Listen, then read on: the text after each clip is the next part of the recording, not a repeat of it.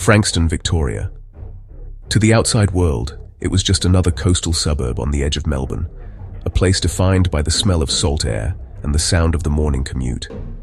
In the early 90s, this was a community where people knew their postmen, where kids rode bikes until the streetlights hummed to life, and where the idea of a serial killer was something that happened in movies, or perhaps in the dark corners of the United States. Not here. But in the winter of 1993, the air in Frankston grew cold for a different reason. Over the course of just 7 weeks, the Bayside suburb would be transformed into a hunting ground. A shadow was moving through the parks and the bike paths. A predator who didn't kill for money or out of a fit of passion, but because he had a dark, calculated need to see life leave a person's eyes. This is the story of Paul Denier, the man who paralyzed a city, and the 3 innocent lives that were stolen in the rain.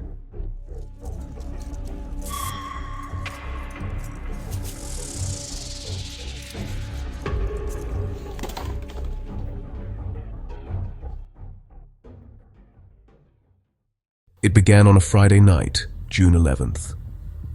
18-year-old Elizabeth Stevens had a future as bright as the city lights.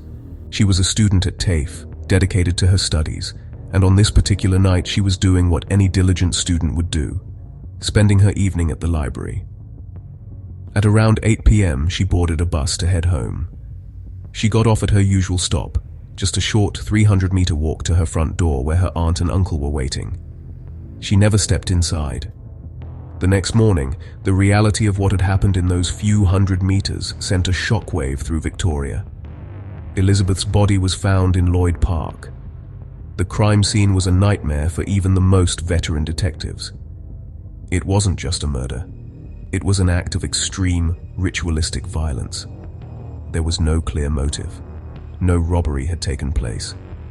The sheer brutality suggested a killer who wasn't just angry, he was proficient. The police were immediately on the back foot. In 1993, DNA profiling was in its infancy compared to today. There were no CCTV cameras on every corner. They were looking for a ghost. And while Task Force Standard was being assembled, the ghost was already choosing his next target. Only weeks later, a woman named Rosa Toth provided the police with their first real lead, though they didn't know it yet. As she walked home from Seaford Station, a man emerged from the shadows. He grabbed her, dragging her toward the bushes. Rosa fought with a primal ferocity. She managed to break free and sprint toward the road, flagging down a passing car. She lived to tell her story, but the description of her attacker was terrifyingly ordinary.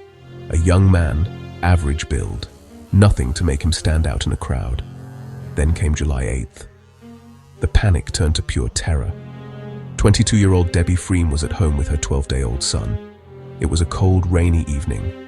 Realizing she was out of milk, she made the fateful decision to leave her baby with a friend for just 10 minutes while she drove to the local milk bar. It was a mundane errand that millions of mothers run every day. But Debbie didn't return. Her car was found abandoned nearby. The driver's side door was left open, a chilling sign of a struggle. Her body was found days later in a paddock in Carrum Downs. The community of Frankston snapped.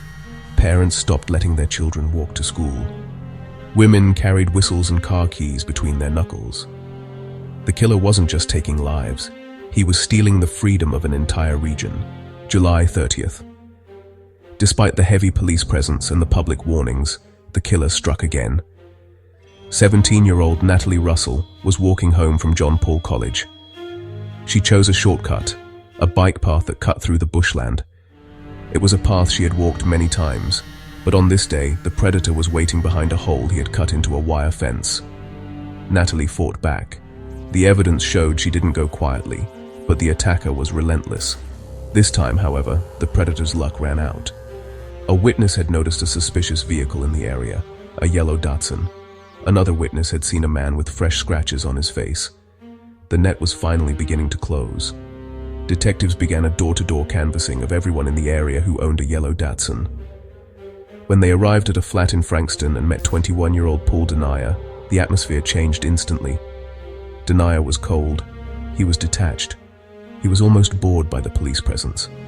But when they noticed the scratches on his hands and neck, they took him in for questioning. The interrogation of Paul Denier remains one of the most chilling recordings in Australian criminal history. He didn't break down. He didn't express remorse for the families he had destroyed.